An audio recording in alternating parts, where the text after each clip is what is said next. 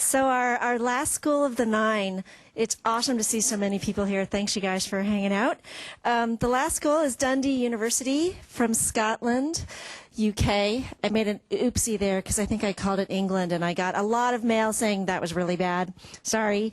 So we have Polly Duplac in the audience somewhere, I think. Let's see her. And Richard Banks. Oh, right there in front of me. So the last project is called Storymaker, Storyteller, and the team's coming out.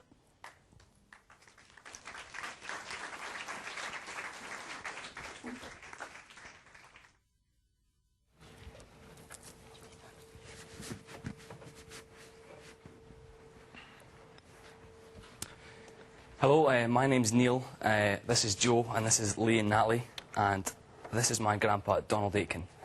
In the early 70s, my grandpa was offered a job as the head teacher of the British school in the capital city of Tehran in Iran. And he flew out there, and during these 3 years there, he took a lot of photographs, which he keeps now on slides.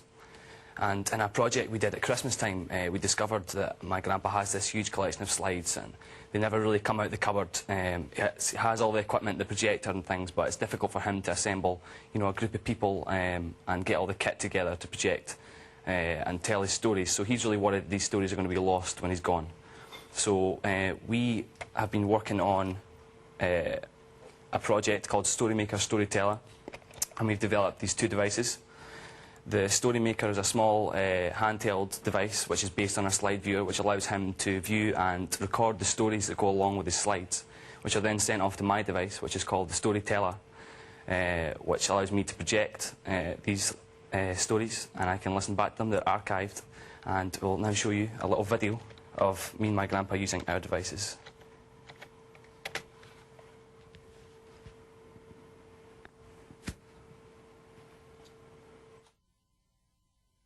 Gosh, that brings back happy memories. That's your Uncle Donald and your grandfather in the swimming pool in our garden in our home in Tehran. And the story behind it, Neil, is that I went out for a 3-day visit when I was asked to be the headmaster by the panel that had chosen me in London, and spent 2 or 3 days staying with the then previous headmaster. And this is what this reminds me of, because when I came home I was telling your grandmother and your Uncle Donald and your mum all about the place, and whenever I said there was a swimming pool in the front garden, the answer was, we're going. I knew I had a friend from years back when I was the schoolmaster of my first wee school down in Peeblesshire, and I was very friendly with this farmer. We played golf together. He hadn't played for years, and he had been a rugby player. We had things in common. He was a wee bit older, and his wife was a lovely person too. And he'd been a tea planter in India, and of course his wife was there too. And she used to talk about India and the words she used, and I've never forgotten them, because I think it's the same way I feel about Iran. She said, "India calls you back," you know. Joe will now give you a little run through of how we got from Christmas to today with our ideas and prototypes. Okay, we knew from the beginning that we wanted to create something that would allow Neil's grandpa to not only archive all the slides but the stories that went with them. We had quite a lot of ideas in the beginning. The main one we thought of running with for a while was what would be a sort of digital photo album. This would be a device that would look like a traditional photo album, and he'd keep it on his coffee table in his living room. When you opened it up, it would have a screen inside. This would have slots on the side, not only for traditional slides, but for memory cards, cables from cameras, that sort of thing. This would mean that when people came round to his house, he'd be able to take it off the coffee table, open it up, flick through his photos, tell them about it. We abandoned this idea because, well, basically it was too complicated. He didn't know what a memory card was. He doesn't use a digital camera, so he's got no use for plugging one in. Also, we felt it didn't really save the stories. It was more saving just the images. So this was when we came up with the idea of the Storymaker and the Storyteller. The Storymaker is really simple, so we've nothing to confuse Neil's grandpa with. It's really easy for him to use. The Storyteller, we wanted to bring the projector back into play because we feel that actually viewing the slides projected as part of the experience of listening to the stories back. We made early prototypes out of cardboard, and then we took them to Neil's grandpa, who really liked them. We got some really positive user feedback, so we decided to run with this idea and develop it further. I'll now pass over to Lee and Natalie to tell you a bit more. Yeah, after a few iterations of the concept, we've decided to make and construct the two objects you see before you. It's got a lot of complicated electronics inside, but the interface is very simple because we didn't want his granddad to have to relearn an object that he's been using for many years. So it's pretty much just a slide viewer, but with a record button and recording facilities inside it. To use it, all you have to do, to view a slide, you just put the slide in to view. And then to record, you just press the button, speak for as long as you want. It will record the slide and the audio, and you can put as many slides in as you want. And once you're finished, press the button again, and this complete story gets sent to the storyteller. There's no other buttons on this, such as stop, rewind, playback, because we want to keep all the imperfections of storytelling in, which makes a lot more natural feel to the story. And now Natalie will take you across to the storyteller. Okay, this is the storyteller. This is the object owned by Neil. It archives and plays back the stories that Neil's grandfather sends to him. The form comes from 1970s projector designs, and the functionality is fairly simple.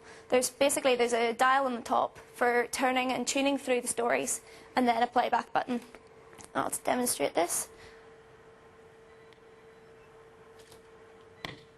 As you can see, it's just clicking through the stories that have already been archived, and then just press the play button. Times when we had holidays, when everybody had told us about Persepolis, it was the really ancient capital of Persia, and it had been excavated by archaeologists because nobody knew that it was there.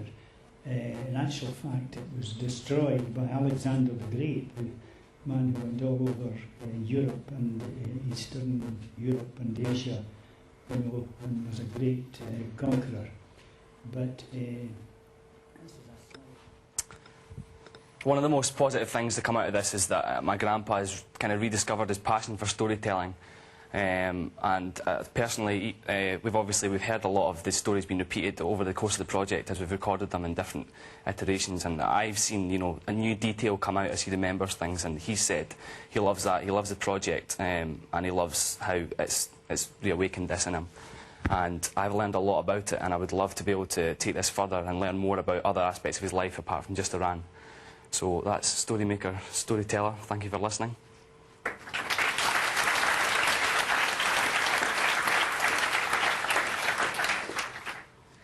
Well, I think this is a wonderful project at many different levels.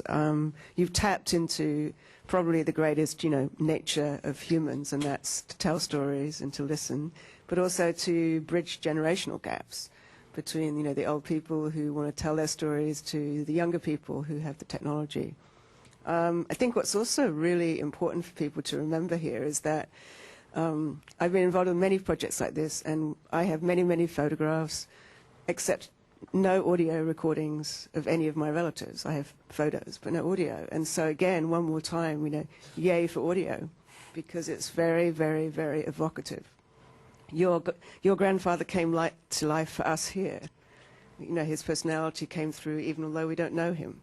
And I think that's a really wonderful part of storytelling, because nothing more boring than just watching the videos without sound, So thank you for providing this and also reminding us of a very important generational tradition of storytelling, which is easy to forget in the high-tech world.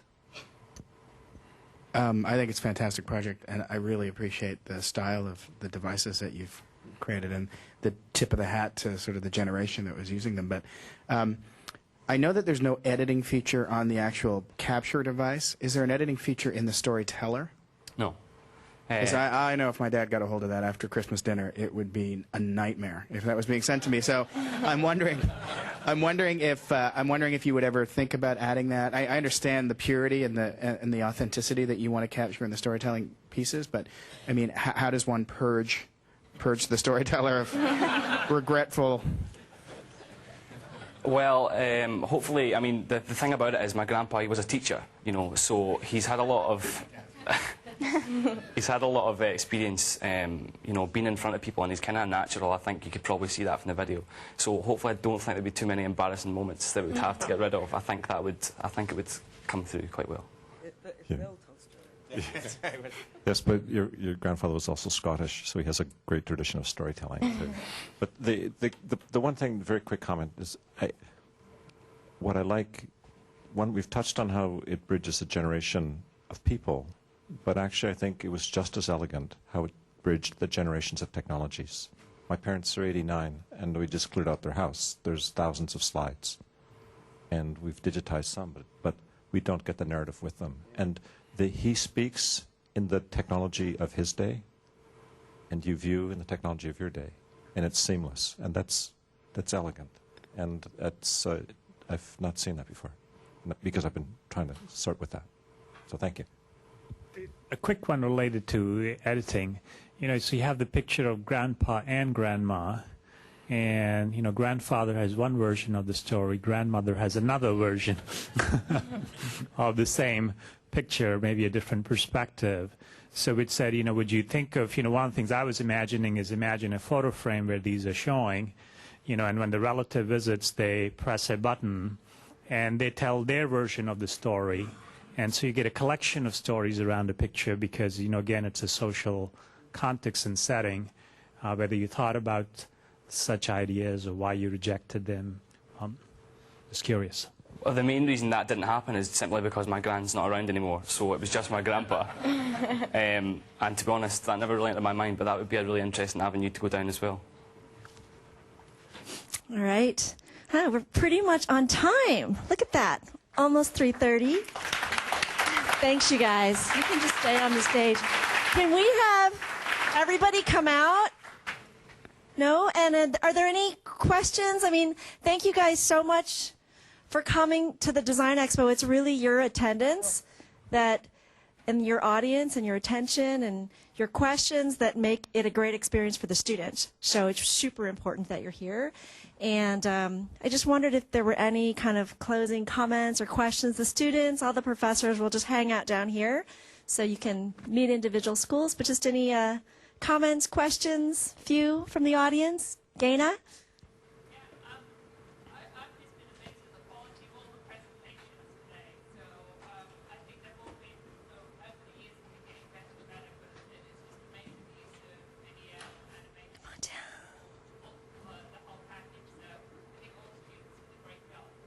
Yes, I agree. Thank you.